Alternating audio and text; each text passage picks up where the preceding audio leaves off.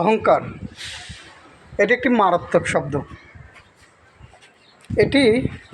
এই শব্দটা যাকে ঘিরে ধরেছে সেটা আজ হোক আর বা কাল হোক, তার পতন বা তার ধ্বংস অনিবার্য। আপনি হয়তো আজকে সাময়িক একটা আনন্দ বা সুখ লাভ করতেছেন, কিন্তু আপনি আপনার অতীত মনে রাখতেছেন না, আপনি একসময় কী ছিলেন সেটা যদি আপনার মনে না থাকে।